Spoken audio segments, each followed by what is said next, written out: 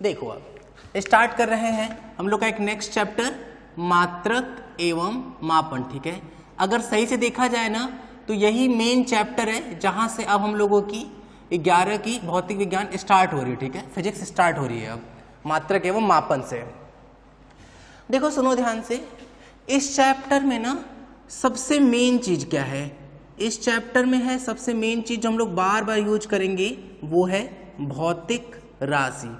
ठीक है, important chapter है क्या ये? बोले हाँ, अगर तुम बोर्ड के हिसाब से देखोगे तो इसमें से एक दो क्वेश्चन श्योर एंड सर्टेन आते ही आते हैं, एकदम कंफर्म है आएगा, इंपॉर्टेंट बात है ही भाई। ठीक है, देखो बोर्ड में अच्छे स्कोर के लिए ना जितना जरूरी वीडियो लेक्चर है उतना ही जरूरी डीपीपी प्रैक्टिस भी है, क्योंकि डीपीपी में हम लोग 10 क्वेश्चन दिए हुए हैं। देखो डीपीपी करने के 2 फायदे हैं। पहला फायदा कि तुमको ये पूरा क्लियर हो जाएगा कि वो लेक्चर तुमको पूरा समझ में आया है कि नहीं, और हर डीपीपी में 10 का क्वेश्चन से ना हम लोग एनसीईआरटी के एक्सरसाइज को भी कवर करेंगे। एक और बात तुमको ये ख्याल रखना, जैसे अभी सर पहला लेक्चर पढ़ा रहे हैं तो जब तुम सेकंड लेक्चर का वीडियो देखना उससे पहले ऐप से जाके इस लेक्चर का हैंडराइटिंग नोट्स देख लो। इससे फायदा ये होगा कि ये लेक्चर तुम बहुत जल्दी रिवाइज कर पाओगे और सेकंड लेक्चर में समझाएगा सारे कॉन्सेप्ट अच्छे से समझ में आ जाएंगे। ठीक है, क्योंकि ऐप पर हर लेक्चर का हैंडराइटिंग नोट्स भी मिलेगा। ठीक है, थैंक यू। और ये हम लोग के लिए ना दैनिक जीवन में भी बहुत इंपॉर्टेंट है। तो हम एक एग्जाम्पल देते हैं, जैसे भौतिक राशि समझोगे ना तो सारी चीजें क्लियर हो जाएंगी कि हमारे दैनिक जीवन से कैसे रिलेटेबल है। देखो भौतिक राशि ना ये इस पाठ में हम लोग कई बार बोलेंगे, तो हम तुमको शुरू से ही भौतिक राशि क्लियर कर देना चाह रहे हैं। तो सुनना ध्यान से, क्या बोला जाता है कि ऐसी कोई भी राशि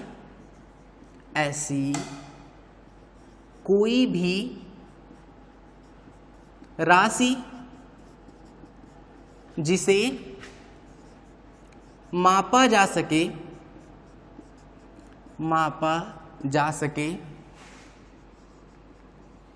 भौतिक राशि कहलाती है। ठीक है, देखो पढ़ो क्या लिखे हैं। हम बोले यहां पे कि ऐसी कोई भी ऐसी राशि हो, रुक जाओ हर जगह ऐसे लाइन खींच देते हैं भाई अच्छे से।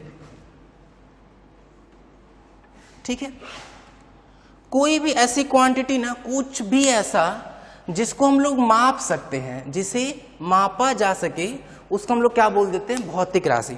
जैसे उदाहरण देखना, जैसे हम तुमसे बोले कि ये मार्कर है, इस मार्कर का द्रव्यमान कितना है, तो हम इसको तराजू पे ले जाके रखेंगे तो हमको इसका द्रव्यमान मिल जाएगा। तो देखो इसको माप सकते हैं कि नहीं? बोले हाँ, इसका मतलब कि द्रव्यमान एक भौतिक राशि हुआ। ठीक है, जैसे हम तुमसे बोले कि हमको यहां से घर तक जाने में 10 मिनट लगेगा इस रास्ते से, तो 10 मिनट जो हुआ वो समय हुआ और उस समय को हम माप सके, इसका मतलब कि समय एक भौतिक राशि हुई। ठीक है, कोई भी ऐसी चीज जिसको माप सकते, जैसे मान लो हमारी लंबाई हुई, हम मान लो मीटर स्केल या कुछ ऐसा जुगाड़ लेके आए, इंची टेप टाइप का, और उससे हम खुद को मापना शुरू कर दिए, तो हम अपनी लंबाई माप सकते हैं कि नहीं?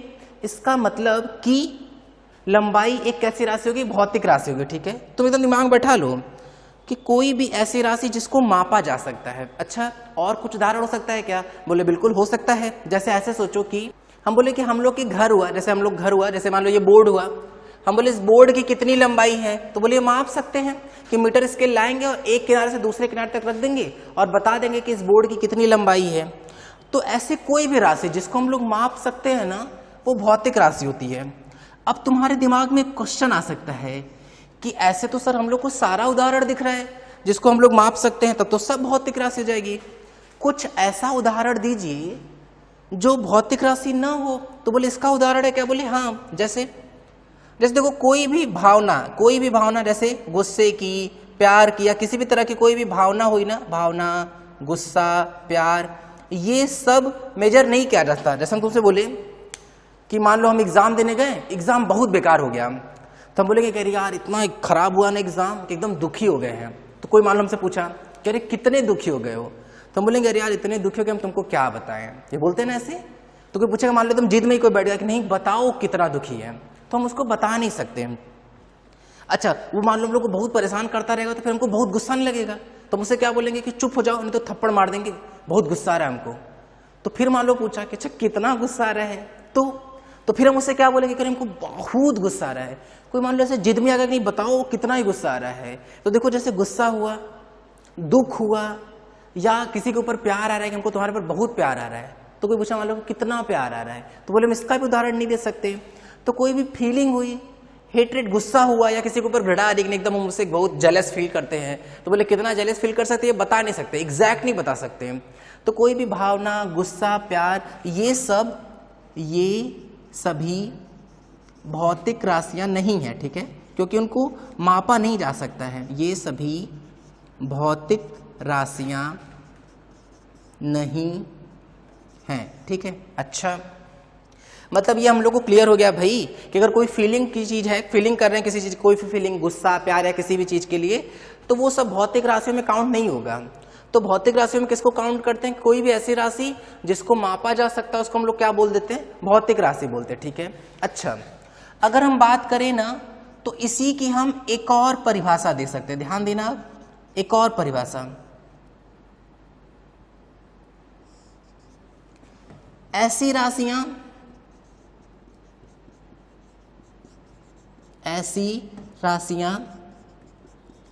जिसके सहायता से, या जिसकी सहायता से, सही होगा, जिसकी सहायता से, जिसकी, अरे गड़बड़ हो गया क्या, जिसकी सहायता से भौतिक नियमों को समझाया जा सकता है, समझाया जा सकता है। भौतिक राशियां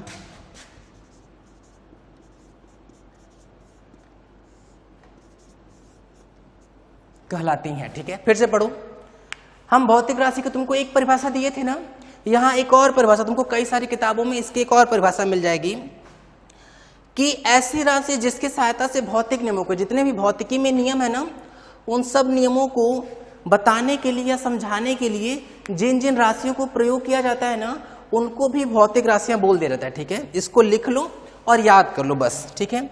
समझने के लिए हम लोग यही चीज समझ के रखेंगे कि अगर तुमको पूछा जाए, कोई भी राशि दे दी गई और पूछा गया कि बताओ ये भौतिक राशि है कि नहीं, तो तुम सोचो कि भाई उसको माप सकते हैं कि नहीं, क्योंकि अगर उसको मापा जा सकता है तो वो निश्चित तौर पर भौतिक राशि होगा, और अगर उसको नहीं मापा जा सकता है, जैसे भावना, गुस्सा, प्यार, घृणा, ये सब चीजें जो हैं भौतिक राशियों में काउंट नहीं होगा, ठीक है। चलो आगे बढ़ते हैं अब हम लोग।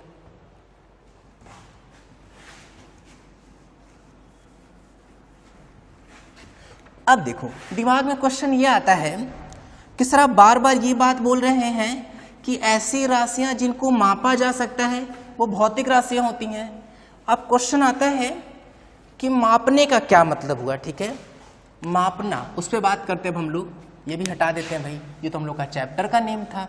चलो मापने पे आते हैं कि किसी भी भौतिक राशि को मापते कैसे हैं। देखना, सुनना ध्यान से, मापना उदाहरण के तौर पर समझते हैं इसको, ठीक है। जैसे मान लो कि हमारे पास कोई भी भौतिक राशि है, किसी भी भौतिक राशि को अगर मापा गया ना, तो माप के लिखने का तरीका ये है कि पहले तो हम लोग उस भौतिक राशि का मात्रक लिखे रहते हैं और उसके आगे ना कोई आंकिक मान लिखा रहता है, आंकिक मान। अच्छा, इसका कोई उदाहरण देखते हैं, तब समझ में आ जाएगी ये चीज भाई, क्योंकि फिजिक्स तो डेफिनेशंस में नहीं है। उदाहरण जितना ज्यादा समझते रहोगे उतना बेहतर तरीके से हम लोग भौतिक विज्ञान को समझेंगे। उदाहरण समझो, किसी भी भौतिक राशि को अगर मापा गया होगा ना, तो उसके जो मापने के बाद जो चीज मिलेगी ना, वो हमेशा ऐसे ही होगी कि एक होगा आंकिक मान और उसके बाद लिखा होगा मात्रक। जैसे हम तुमसे बोले कि हमारी जो क्लास है वो 45 मिनट तक चलेगी, 45 मिनट तक, तो देखो 45 मिनट, तो देखो पीछे क्या है, पीछे समय का मात्रक लिखे हैं और आगे देखो एक नंबर है कि नहीं। बोले हाँ सर सही बात है। जैसे हम तुमसे बोले कि यहां से 100 मीटर की दूरी पर 100 मीटर की दूरी पर एक मंदिर है, ठीक है, 100 मीटर की दूरी पर। तो तुम ध्यान दो, यहां पे भी तुमको ऐसा ही चीज दिखेगा। देखो आंकिक मान है और पीछे मात्रक है, ठीक है। जैसे हम बोले कि हमारे छत की जो लंबाई है, यहां से जो छत है उसकी लंबाई जो है वो है 3 मीटर। तो देखो यहां पे भी वैसी बात आ रही है कि नहीं, कि देखो 3 एक आंकिक मान हो गया और देखो मात्रक पीछे हो गया मीटर। समझ में आ रही है बात। तो हमेशा किसी भी भौतिक राशि को जब मापा जाता है ना, तो उसको मापने के बाद हमेशा ऐसे ही लिखते हैं कि पहले क्या लिखा रहता है बताओ, पहले लिखा रहेगा ये ऐसे आंकिक मान और फिर क्या लिखा रहेगा, मात्रक। क्लियर हो रही है बात। अच्छा, ये तो उदाहरण हो गया भाई। अब ध्यान देते हैं ना, इसको समझते कैसे, सुनना। अच्छा चलो, थोड़ी इंग्लिश समझनी पड़ेगी ना, क्योंकि आगे जाके हम लोग इसको एक फॉर्मूले के रूप में बदलने वाले हैं। तो चलो दिमाग लगाते हैं। ये बताओ कि आंकिक मान को इंग्लिश में क्या बोलते होंगे, आंकिक मान को। तो बोले आंकिक मतलब कोई नंबर, मतलब ये क्या हो जाएगा, न्यूमेरिकल वैल्यू, ठीक है, न्यूमेरिकल वैल्यू हो गया। बोले अच्छा मात्रक को इंग्लिश में क्या बोलते हैं, मात्रक को बोलते हैं यूनिट, ठीक है। अच्छा, यहाँ न्यूमेरिकल ना जो वैल्यू है उसको ना कैपिटल मत समझना, इसको स्मॉल समझ के चलो। अब दोनों का ना पहला लेटर पकड़ लो, पहला लेटर। तो क्या मिला बताओ, मिला एन और यू, ठीक है। ये बाद में हम लोगों के बहुत काम में आने वाला है, फिलहाल तो बस इसको ऐसे ही समझ लो। देखो क्या क्या हम सिखाएं, फिर से देखो। पहले हम तुमको सिखाएं कि भौतिक राशियों को पहचानेंगे कैसे। तो उसके बारे में हम बताएं कि कोई भी ऐसी राशि जिसको माप सकते हैं वो क्या बन जाएगा, भौतिक राशि बनेगा, ठीक है। फिर हम बताएं कि भाई मापना वर्ड हम बार बार बोल रहे हैं, तो हम तुमको बताएं कि अगर कोई भौतिक राशि मापी जाती है तो हमेशा लिखी कैसे जाती है। तो क्या लिखने का तरीका था कि आंकिक मान लिखा रहेगा और मात्रक लिखा रहेगा। आंकिक मान को इंग्लिश में क्या बोलेंगे बताओ, न्यूमेरिकल वैल्यू, और मात्रक को क्या बोलेंगे, यूनिट। दोनों का पहला पहला लेटर पकड़ लिए, एन और यू हो गया। हम क्या उदाहरण बताएं, जैसे कि हमारी क्लास 45 मिनट तक चलेगी। तो देखो 45 एक न्यूमेरिकल वैल्यू हो गया, आंकिक मान हो गया, और जो मिनट है वो उसका क्या हो गया, मात्रक, ठीक है। तो ये ऐसे है। यहां तक की तो बात हो गई भाई हम लोग की। अब सुनना ध्यान से। अब तुम्हारे दिमाग में ये आना चाहिए कि सर भौतिक राशि तो हम लोग समझ गए, मापना भी समझ गए कि भाई मापने के बाद कैसे लिखते हैं। ये नहीं समझे कि कैसे मापते हैं, बट ये समझ गए कि मापने के बाद लिखेंगे कैसे, ठीक है। कैसे मापते वो आगे जाके तुमको मिलेगा। अब देखो, अब तुम्हारे दिमाग में ये आना चाहिए कि भाई भौतिक जो राशियां बोल रहे हैं हम लोग बार बार, भौतिक राशियां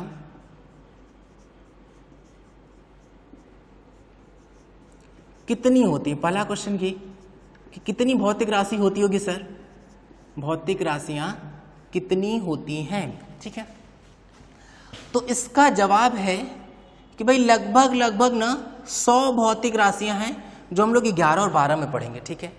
जैसे उदाहरण के तौर पर समझो, जैसे तुमसे बोले थे ना अभी कि 45 मिनट क्लास चलेगी, तो समय क्या हुआ, समय एक तरह की भौतिक राशि हो गई कि नहीं, ठीक है। जैसे हम बोले कि ये मार्कर है, इस मार्कर का कुछ ना कुछ द्रव्यमान होगा, बात समझ में आ रही है। जैसे हमारी कुछ ना कुछ लंबाई है, तो इस तरह से लंबाई, द्रव्यमान, समय, ये सब क्या हुआ बताओ, ये सब तो भौतिक राशियां हो गई। बोले अच्छा सर 100 भौतिक राशियां मान लेते हैं, लगभग तुम लोग को पढ़ना ही है 100 भौतिक राशियां। तुम ये बताओ द्रव्यमान का मात्रक हम लोग किलोग्राम या ग्राम जानते हैं कि नहीं, ऐसे ही समय का मात्रक हम लोग सेकंड और मिनट ऐसा कुछ जानते हैं। तो इसका मतलब कि अगर 100 भौतिक राशियां हो गई तो इसका मतलब हम लोग को क्या 100 मात्रक भी पढ़ने पड़ेंगे क्या, 100 अलग अलग मात्रक। बोले नहीं, 100 अलग अलग मात्रक नहीं पढ़ने पड़ेंगे। अब क्यों नहीं वो समझना सही भी। ये प्रॉब्लम तो सबको आई होगी ना, क्योंकि ये याद करना, लिखना और समझना बहुत टफ होता गया कि भाई अगर हर अलग अलग राशि के लिए अलग अलग मात्रक बनाएंगे तो बहुत कठिन होता जाएगा। तो जुगाड़ क्या लगाया गया वो सुनो।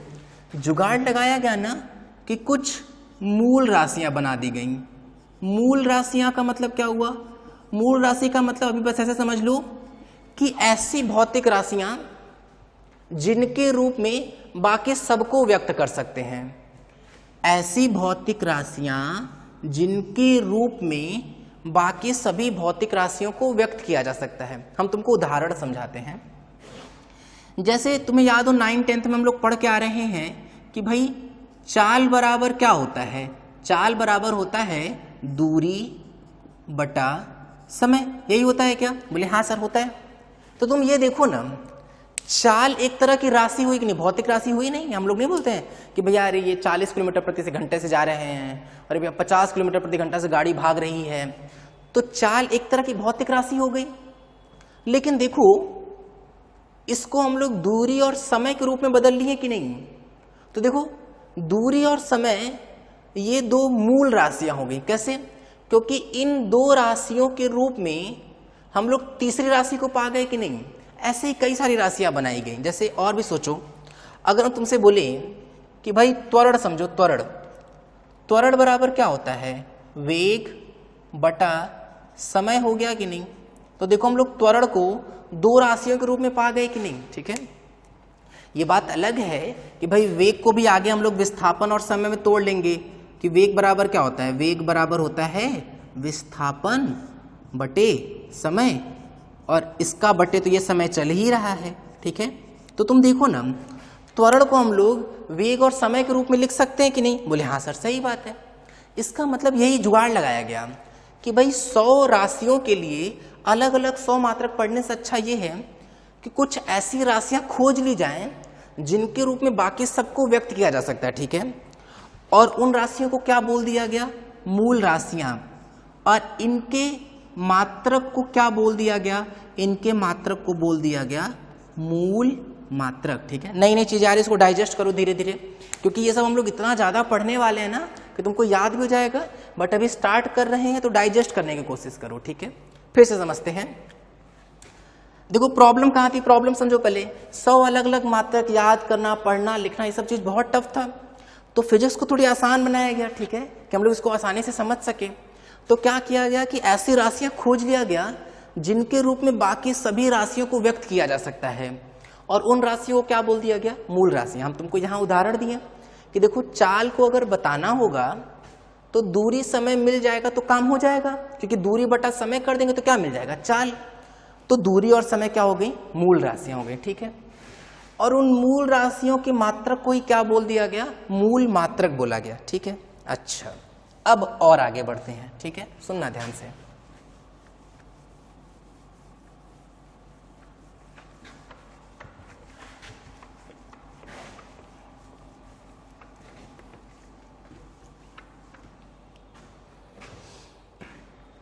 अच्छा ऐसा हो कैसे सकता है? तो बोले ऐसा इसलिए हो सकता है ना क्योंकि देखो जो भौतिक राशियां होती हैं, भौतिक राशियां कि एक राशि को दूसरे राशि के रूप में कैसे व्यक्त कर सकते हैं? इसलिए कर सकते हैं क्योंकि भौतिक राशियां एक दूसरे से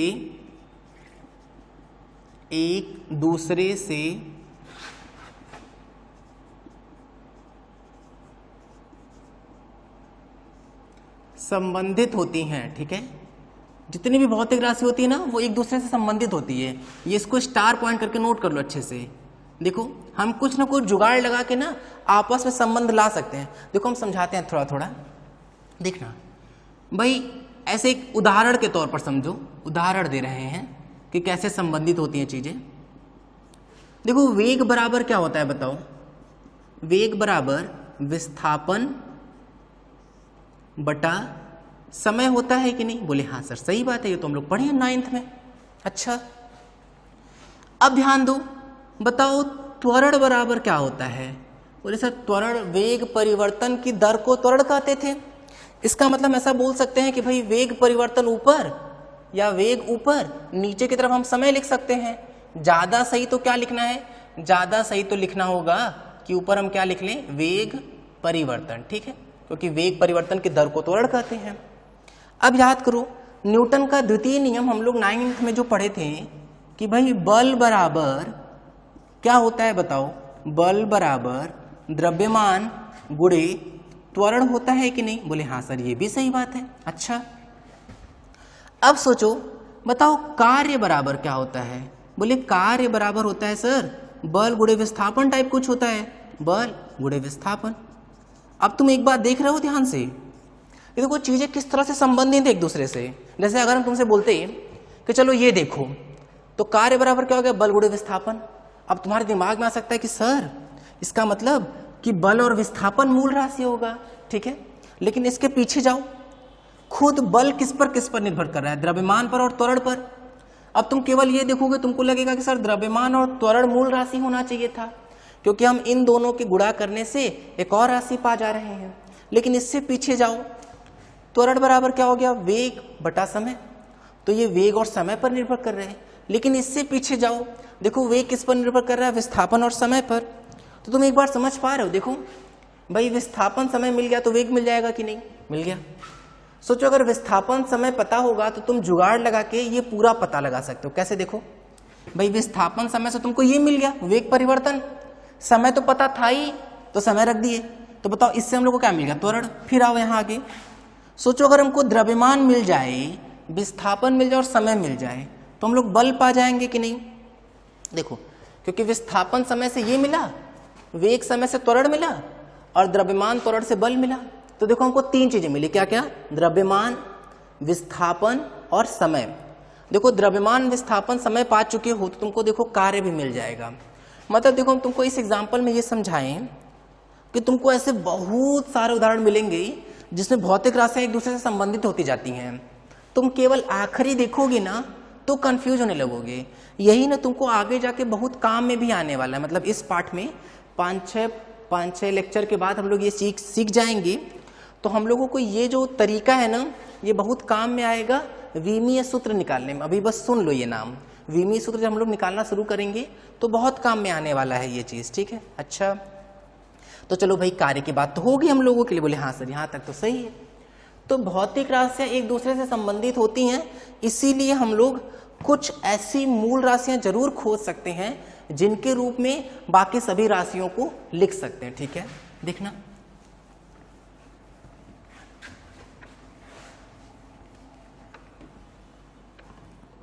चलो मूल राशि को डिफाइन भी कर लेते हैं भाई कि मूल राशियां क्या होती हैं। ये तो हम लोग समझ चुके हैं, लेकिन परिभाषा भी लिख लेते हैं, ठीक है। मूल राशियां हेडिंग टाइप का लिख लो अच्छे से, मूल राशियां। देखो क्या बोलेंगे बताओ, वे राशियां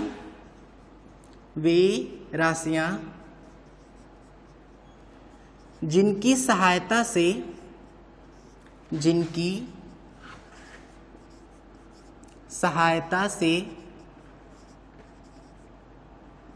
अन्य राशियों को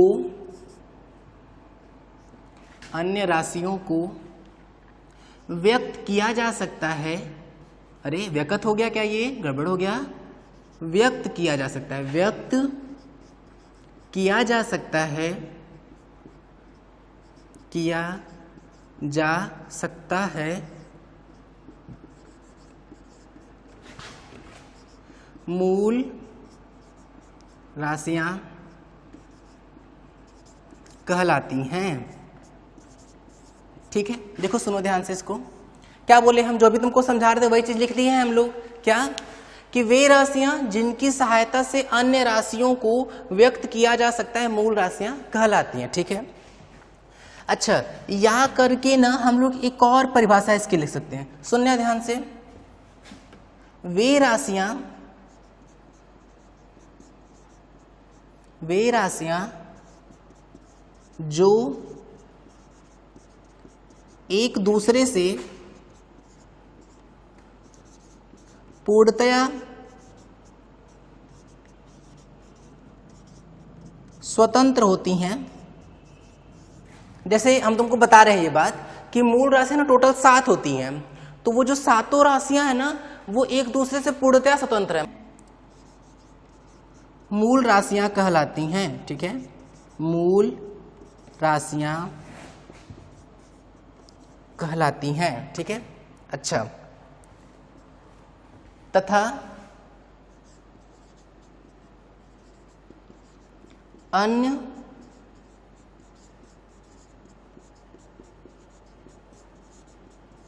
भौतिक राशियों द्वारा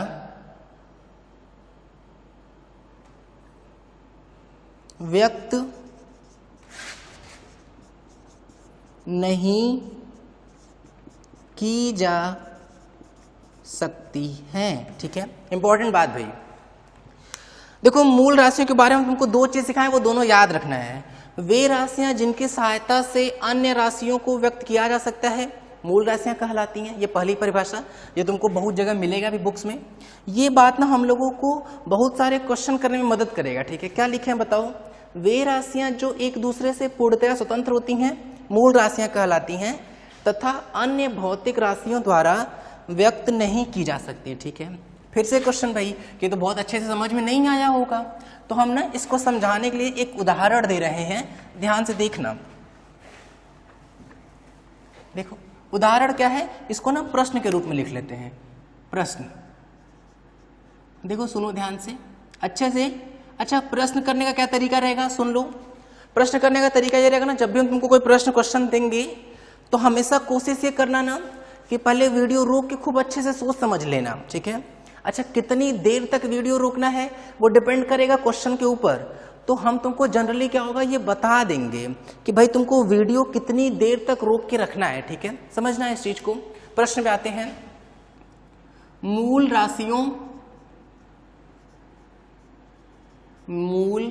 राशियों के सही समूह का चुनाव करें। ठीक है, क्या क्वेश्चन है बताओ। मूल राशियों के सही समूह का चुनाव करें। पहला क्या दे दिया गया है, दिया गया है चाल, दूरी व समय। ठीक, अच्छा एक और राशि दी गई है विद्युत धारा, आवेश व समय। ठीक है, एक और उदाहरण दिया गया है द्रव्यमान, समय व लंबाई। क्वेश्चन पूछा जा रहा है कि कौन से ऐसे तीन समूह हैं जो मूल राशियों के समूह को प्रदर्शित कर रहे हैं। ठीक है, या तो 1 या तो 2 या तो 3। चलो दिमाग लगाते हैं। ऐसा करो 3 मिनट के लिए वीडियो रोको और पहले अच्छे से सोच समझ के हमें बताओ कि इन तीनों समूह में से कौन सा ऐसा समूह है जिसमें होने वाली तीनों राशि मूल राशि है। चलो रोक लो वीडियो। ट्राई कर लिए हैं क्या। देखो मूल राशि की परिभाषा सोचो, क्या बोले थे हम भाई, मूल राशियां एक दूसरे से पूर्णतया स्वतंत्र होती हैं। ठीक है, चलो दिमाग लगाते हैं। क्या क्या दिया गया है भाई, चाल है, दूरी है, समय है। अगर ये मूल राशि होता तो इनमें आपस में कोई संबंध नहीं होता, लेकिन याद करो कि भाई हम लोगों के पास तो एक पूरा सूत्र ही है। क्या सूत्र है बताओ, सूत्र है चाल बराबर दूरी बटा समय। देखो दूरी और समय को तो हम लोग चाल के रूप में पा सकते हैं कि दूरी समय पता होगा तो चाल पा जाएंगे। तब तो चाल दूरी और समय से स्वतंत्र तो नहीं है, लेकिन देखो वे राशियां जो एक दूसरे से पूर्णतः स्वतंत्र होती हैं मूल राशियां होती हैं। इसका मतलब कि ये मूल राशि नहीं है। ठीक है, चलो अगर तुमसे वीडियो रोक के नहीं बना था क्वेश्चन तो अब फिर से वीडियो रोक लो 2 मिनट के लिए और इन दोनों पर भी अच्छे से सोच लो। अब हो सकता है तुमको उदाहरण के बिना समझ में नहीं आया होगा, अब वीडियो रोक के सोच समझ लो अच्छे से। समझ लिए हैं क्या। अब देखो फिर से सुनते हैं क्या बोला गया, बोला गया विद्युत धारा, आवेश और समय। अब याद करते हैं भाई हम लोग क्लास 10th में पढ़े थे कि अगर हम विद्युत धारा के सूत्र की बात करें, विद्युत धारा बराबर होता क्या है भाई, विद्युत धारा अगर तुम्हें याद हो तो आवेश प्रवाह की दर को ही विद्युत धारा कह रहे थे। तो आवेश बटा समय करेंगे अगर, तब तो हम लोग को विद्युत धारा मिल जाएगा। बोले हाँ सर, इसका मतलब कि फिर विद्युत धारा इन दोनों पर निर्भर कर गया, तो ये भी मूल राशियों का समूह नहीं है। ठीक है, अच्छा अब आते तीसरे वाले पर। देखो द्रव्यमान, समय और लंबाई, हमारे पास ऐसा कोई फॉर्मूला नहीं है जिसमें हम लंबाई समय की मदद से द्रव्यमान निकाल लें या द्रव्यमान की मदद से समय या लंबाई कुछ भी निकाल सकें। इन तीनों में आपस में कोई संबंध नहीं है। अरे ऐसा नहीं हो सकता ना, जैसे मान लो हम बोले कि हम 10 मिनट में 50 मीटर जाते हैं, बताओ हमारा द्रव्यमान कितना है। ये तो कोई क्वेश्चन ही नहीं हुआ और इसका तो हम सॉल्यूशन निकाल भी नहीं सकते हैं, क्योंकि ये तीनों राशियां एक दूसरे से पूर्णतया क्या है, स्वतंत्र है। ठीक है, तो ये निश्चित तौर पर मूल राशियों का समूह बन जाएगा। ठीक है, तो ये इस तरीके से नोट कर लो अच्छे से।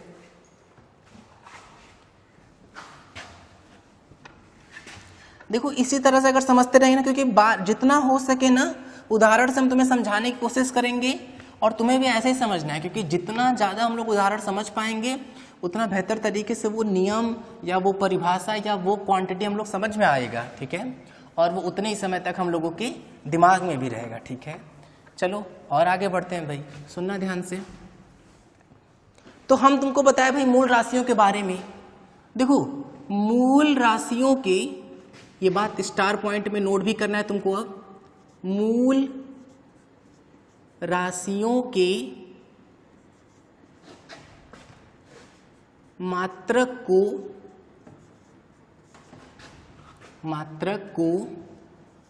मूल मात्रक कहते हैं। ठीक है, जितनी भी मूल राशियां होंगी उनके जितने भी मात्रक होंगे उन सभी मात्रक को हम लोग क्या बोल देंगे बताओ? मूल मात्रक बोलेंगे। ठीक है, मूल मात्रक कहते हैं। ठीक है, अच्छा ये तो हो गया भाई कि मूल राशि के बारे में हम लोग जान गए। मूल मात्रकों के कुछ खास गुण होते हैं। मूल मात्रकों के गुण, ठीक है, अच्छा मूल मात्रकों के कुछ गुण होते हैं, क्या बोले? हाँ, कितने गुण होते हैं? तो इनके 2 गुण होते हैं। ठीक है, जैसे मान लो तुमसे कोई मात्रक बोला गया और पूछा गया कि चलो बताओ कि ये मूल मात्रक है कि नहीं। ठीक है, तो तुम उसके 2 प्रॉपर्टी चेक करना। क्या क्या बताओ? 2 गुण चेक करेंगे। क्या क्या? पहली अपरिवर्तनशीलता। ठीक है, अपरिवर्तनशीलता। पहली बात कि वो परिवर्तित ना हो रहा हो। दूसरा उपलब्धता। ये 2 चीजें बहुत जरूरी हैं। अगर ऐसा है तो हम लोग उसको मूल मात्रक बोल सकते हैं। चलो समझना इस चीज को ना। अपरिवर्तनशीलता मतलब कि वो मूल मात्रक ना बदलना नहीं चाहिए। ऐसा नहीं होना चाहिए कि भाई हमारे पास कुछ और है, दूसरे के लिए कुछ और है, तीसरे के लिए कुछ और, ऐसा नहीं होना चाहिए। उदाहरण देखो, जैसे मान लो कि हमको अपने घर का कुछ काम हो रहा है। मान लो घर बन रहा है, घर बनने के दौरान होता है ना छड़ सरिया बोलते हैं जिसको, पतले पतले जो होते हैं, वो मान लो हमको चाहिए। मान लो हमारे पापा बोले कि भाई ऐसा करो, जाओ मार्केट से वो खरीद के लेके आओ। तो हमारे पास नंबर है जिसके पास हम लोग से छड़ लाना है, जिसके पास से हम उसको फोन किए कि भैया आपके पास छड़ है क्या? तो बोलेगा कि भैया कौन सा छड़? तो हम बताया उसको कि हमको सरिया चाहिए। बोले कितना लंबा चाहिए? तो हम उसको बोले कि हमको 5 हाथ का सरिया चाहिए। तो कंफ्यूज हो जाएगा वो, कह रही भाई 5 हाथ का मतलब कौन सा, किसका हाथ? क्योंकि हमारा हाथ अलग होगा, वो जो दुकानदार है उसका हाथ अलग होगा, कोई जो छोटा बच्चा होगा उसका हाथ का साइज अलग होगा। तब तो सबके हिसाब से वो हाथ का साइज बदल गया कि नहीं? तो वो चीज बदल रहा है कि नहीं लगातार?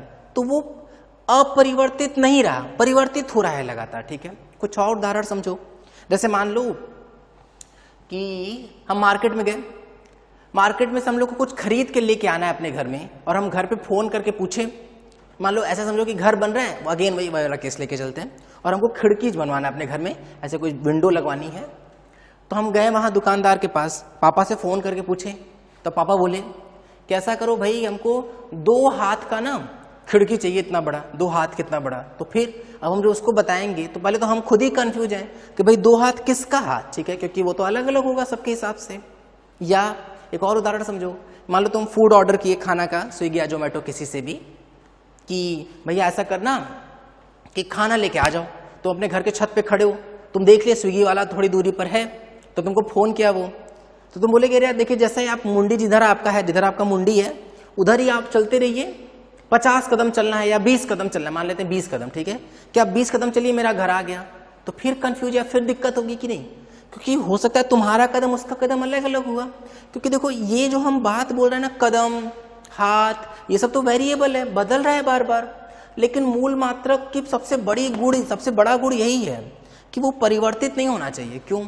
जैसे सोचो कि अगर मान लो हमको छड़ की लंबाई बतानी होती है तो हम उसको मीटर में बताते हैं, क्या भाई 2 मीटर या 1 मीटर जो भी है, 2 मीटर, 1 मीटर, सेंटीमीटर में बताओ या फुट में बताओ, इंच में बताओ, तो ये सब फिक्स है। अगर 2 मीटर हमारे लिए कितना बड़ा होगा उतना ही बड़ा उस कारपेंटर के लिए भी होगा, 2 मीटर उस लोहे वाले के लिए भी उतना ही बड़ा होगा। अगर हम ये बता दें स्विगी वाले से कि नहीं आपको 150 मीटर चल के आना है या इतने सेंटीमीटर चल के आना है या इतने किलोमीटर चल के आना है, तब तो वो फिक्स है। क्योंकि हम जितना बोलेंगे हमारे लिए भी किलोमीटर उतना ही बड़ा है, मीटर उतना ही बड़ा है, सेंटीमीटर उतना ही बड़ा है। सिमिलर तरीके से उतना ही उस स्विगी वाले के लिए भी है, जोमेटो वाले के लिए भी है। तो सबसे पहला गुण यही होना चाहिए कि वो अपरिवर्तित होना चाहिए। इंडिया में भी वही, बाहर भी वही, हमारे लिए भी वही, किसी दूसरे के लिए भी वही, सबके लिए वही होना चाहिए। ठीक है, अच्छा अब अगली बात है किसकी बताओ? उपलब्धता की। इसकी तो बात कर लिए। उपलब्धता मतलब सबके पास अवेलेबल हो, वो ऐसा नहीं कि केवल हमारे पास अवेलेबल हो। अच्छा इसका एग्जाम्पल सोचो, जैसे मान लो कि हम तराजू बनाए, ठीक है, तराजू द्रव्यमान मापने के लिए होता है ना। मान लो तराजू में बहुत कॉस्ट कर दिया उसका, हम ऐसा बोल दिए कि मान लो हम ऐसे हमारे पास मान लो कुछ ऐसा अथॉरिटी है कि हम मुहर लगा के बोल दिए कि भाई एकदम क्लियर रखो कि तराजू जब भी बनेगा तो गोल्ड का बनेगा, सोने का बनेगा। तब तो जो नॉर्मल शॉपकीपर होते जो अभी धीरे धीरे स्टार्ट कर रहे हैं बिजनेस को, जिनके पास पैसे का इशू होता, वो तो कभी तराजू ले ही नहीं पाते। या ऐसे सोचो कि मान लो बोले कोई स्केल है, हमारे पास मीटर स्केल जो होता है ना हम लोग जो बचपन से यूज करते हैं, प्लास्टिक का होता है, लकड़ी का होता है, स्टील का होता है। मान लो हम बोल दें कि नहीं वो सिर्फ चांदी का ही बनेगा, तब तो प्रॉब्लम हो गया, क्योंकि कोई छोटा बच्चा उसको कैरी नहीं कर पाएगा, उसको देंगे ही नहीं। तो तुम देखो उपलब्धता उसकी घटती जाएगी कि नहीं। तो इसीलिए ना इन चीजों को अपरिवर्तित रहना होता है। पहली बात मात्रक अपरिवर्तित होना चाहिए, सबके लिए सेम, और उपलब्धता होनी चाहिए, इतना चीप होना चाहिए, इतना इजी टू अवेल होना चाहिए, इतना आसानी से अवेलेबल होना चाहिए सबके लिए कि वो सबके पास मिल जाए। तो दो चीज सबसे जरूरी, एक उपलब्धता और एक है अपरिवर्तनशीलता। ठीक है, तो मूल मात्रकों की ये दो मुख्य गुण होते हैं। ठीक, चलो और आगे बढ़ते हैं भाई। अब बात ये आती है कि सर जो मूल राशियां होती हैं उनके जो मूल मात्रक है क्या शुरू से वैसे ही रहे? तुम खुद ही सोचो।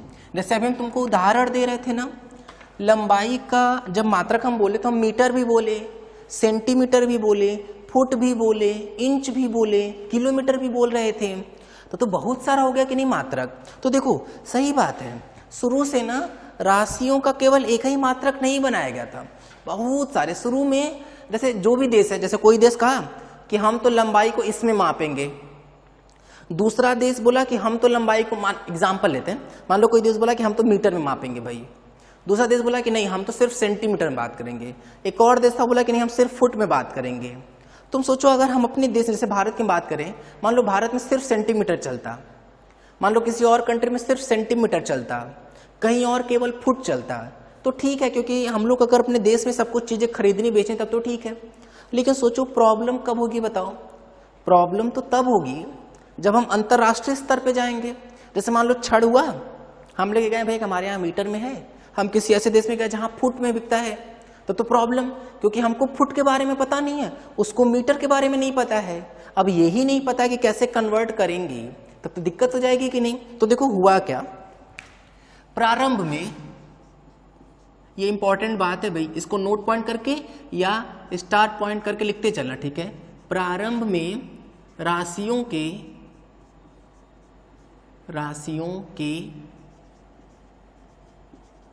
कई अलग अलग मात्रक प्रयोग किए जाते थे, ठीक है। प्रारंभ में जब शुरू में जैसे जैसे कोई राशि खोजी गई, हर देश में जैसे जैसा खोजा गया, तो हर देश अपने हिसाब से उनका मात्रक अलग अलग बनाता गया। देखो यही लिखे, प्रारंभ में राशियों के कई अलग अलग मात्रक प्रयोग किए जाते थे। कुछ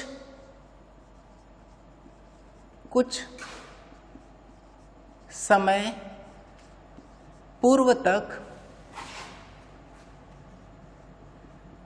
3 प्रमुख प्रणाली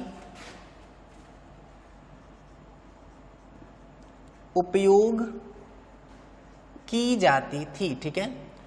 जैसे अगर हम कुछ साल, कई सौ साल पहले की बात करें, कुछ समय पूर्व का मतलब नहीं कैसे कि सर 2 साल 5 साल के पहले की बात है, बहुत पहले की बात है, कि हम लोग क्या करते थे, 3 प्रमुख प्रणाली के उपयोग करते थे। कौन कौन सा वो देख लो। पहला था सीजीएस प्रणाली, दूसरा मिला हम लोगों का, हम लोग यूज करते थे उसको एफपीएस प्रणाली, ठीक है। और ये तो सुने होंगे शायद एमकेएस प्रणाली के बारे में, ठीक है, एमकेएस प्रणाली। हो सकता है तीनों के बारे में सुने हो या हो सकता है कोई भी नहीं सुने हो, तो ठीक है हम क्लियर सारे को बारे में बता रहे हैं। अच्छा, क्वेश्चन ये आता है कि सर इनका नाम कैसे पड़ा। देखो इन तीनों का जो नामकरण था ना, नामकरण, अगर हम नामकरण की बात करें तो इन तीनों प्रणाली का नाम, इन तीनों प्रणाली का नाम लंबाई, द्रव्यमान व समय के मात्रक के आधार पर किया गया। ठीक है, क्या हम बोले, देखो सुन लो अच्छे से, रुक जाओ हम सब पे लाइन खींच लेते हैं पहले। देखो कि जो सीजीएस, एफपीएस, एमकेएस, हम तीनों नाम देख रहे हो ना, वैसे ये क्लियर रखो पहले दिमाग में अभी से ही कि ये तीनों अब हम लोग यूज नहीं करते, अब हम लोग एक और ही नया सिस्टम यूज करते हैं। बट पहले हम नए सिस्टम में आने से पहले तुमको ये इसके बारे में बता देते हैं, क्योंकि कई जगह इसको हम लोग को कन्वर्ट करना आना पड़ेगा, चाहिए, इसीलिए जानना जरूरी है। देखो इन तीनों प्रणाली का नाम ना 3 चीजों के आधार पर किया गया, लंबाई के मात्रक, द्रव्यमान का मात्रक और समय के मात्रक के आधार पर किया गया। बोले अच्छा सर कैसे, देखना ये पहले लिख लो, फिर हम इसको हटा दे रहे हैं। हो गया है क्या, हटा दें, देखना। देखो सीजीएस समझना, तो सीजीएस पहले हम क्या बोले थे, पहले हम बोले थे लंबाई। ठीक है, तो सी मतलब ना, सी मतलब हो गया सेंटीमीटर। ठीक है, अच्छा जी मतलब क्या हो गया, जी मतलब हो गया ग्राम। देखो जी का मतलब हो गया ग्राम।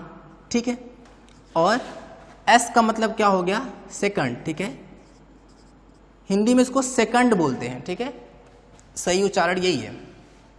तो देखो जो ये एस है वो किसके लिए आया है, सेकंड के लिए। तो देखो लंबाई का मात्रक, द्रव्यमान का मात्रक और समय का मात्रक। ठीक है, अब तुम हल्का फुल्का शायद गेस कर सकते हो, एफ मतलब क्या हो जाएगा बताओ, एफ मतलब हो जाएगा फुट। देखो लंबाई का मात्रक, फिर क्या आएगा बताओ, पाउंड। ठीक है, अभी भी कई सारे कंट्री में इसको खूब अच्छे से यूज करते हैं, पाउंड। और एस का मतलब अभी भी वही है, क्या बताओ, सेकंड। ठीक है, तो ये हो गया सेकंड। अच्छा तो ये हो गया भाई, ये ऐसे। ठीक है, अब आते हम लोग भाई एमकेएस सिस्टम पर, एमकेएस प्रणाली पर। तो एमकेएस प्रणाली, एम मतलब हो गया मीटर, के मतलब क्या हो गया बताओ, के मतलब बिल्कुल सही है, शाबाश, के मतलब हो जाएगा किलोग्राम। ठीक है, और एस का मतलब तो बहुत बढ़िया, सेकंड ही होगा अभी तक। ठीक है, तो तुम देखो समय के लिए तीनों प्रणाली में सेकंड सेकंड सेकंड ही यूज किया गया। समय समय पर लंबाई और द्रव्यमान का मात्रक जो है वो बदलता रहा। देखो अभी भी वही समस्या अभी तक चली, लोगों को ये समझ में आने लगा, क्योंकि देश तक तो ठीक है, जब अपने देश में चीजें चल रही हैं तब तक तो सही है कि अगर किसी देश में मीटर में बात हो रही है तो पूरे देश में मीटर में बात हुई तो कहीं दिक्कत नहीं आई। लेकिन तब दिक्कत हो जब हम किसी चीज को बेचना हुआ या किसी चीज को खरीदना हुआ, तो उस केस में तो कन्वर्जन आना जरूरी था ना। तो अब लोगों को प्रॉब्लम आ गई भाई कि हर देश अपना अपना अलग अलग चलाता रहेगा तो समस्याएं तो बनी रहेंगी। तो क्या दिमाग लगाया गया, दिमाग ये लगाया गया कि मात्रकों के लिए एक स्टैंडर्ड यूनिट बना दिया गया। स्टैंडर्ड यूनिट मतलब ऐसा यूनिट जो पूरा विश्व फॉलो करेगा, चाहे तुम किसी भी देश में रहो, हर देश में उसका वही मात्रक यूज किया जाएगा जो वो सिस्टम, जो वो कमिटी या जो भी वो टीम है डिफाइन की थी। ठीक है, तो अब हम लोग किसकी बात करते हैं, अब हम लोग बात करेंगे अंतरराष्ट्रीय सिस्टम की, SI प्रणाली। ठीक है, यही सबसे नवीन प्रणाली है, यही हम लोग खूब यूज करते हैं।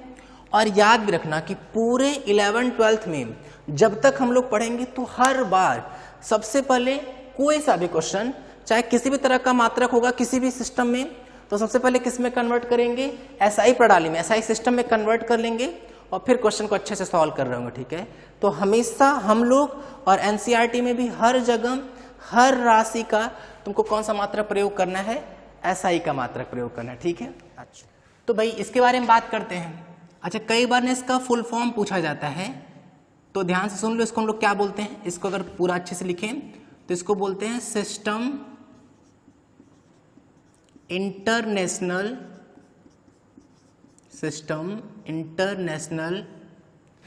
D units. ठीक है, तो ये इस तरह से चीज हुआ भाई, system international D units. Clear हो रही है कहानी?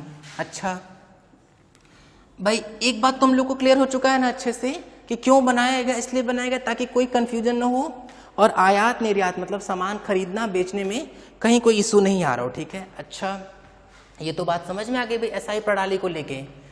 एसआई प्रणाली में ना कई बार लोग बच्चे जो है वो एमकेएस से कंफ्यूज होते हैं। देखो, एमकेएस सिस्टम में कुछ ही भौतिक राशियों के मात्रक के बारे में बताया गया था। ठीक है, लेकिन एसआई प्रणाली में वो तो है ही जो एमकेएस में है, और भी कई सारी चीजें होती हैं। ठीक है, इसलिए एसआई सिस्टम और एमकेएस सिस्टम सेम नहीं है। एमकेएस सिस्टम पुराना था और जो नया है वो कौन सा सिस्टम है? SI system. यहां तक की बात क्लियर है? अच्छा देखो, एसआई सिस्टम समझ लो से नहीं, पूरा एकदम दादा टाइप की कोई चीज है कि मतलब जैसे मोहल्ले में दादा होते हैं तो उनके सब बात माननी पड़ती है, तो वैसी ही कहानी है। एसआई सिस्टम पूरे विश्व में एकदम अपना दबदबा बनाए हुआ है। वो ये बोल दिया गया कि भाई इस राशि का ये मात्रक यूज करना, तो सारे कंट्री के सब लोग उसका वही मात्रक जनरली यूज करते हैं, आयात निर्यात में भी और अपने देश में भी। ठीक है, अच्छा ये जो एसआई सिस्टम है ना, ये लोग 7 मूल राशियां बोले कि भाई जो मूल राशियां होती है ना वो केवल 7 होती हैं।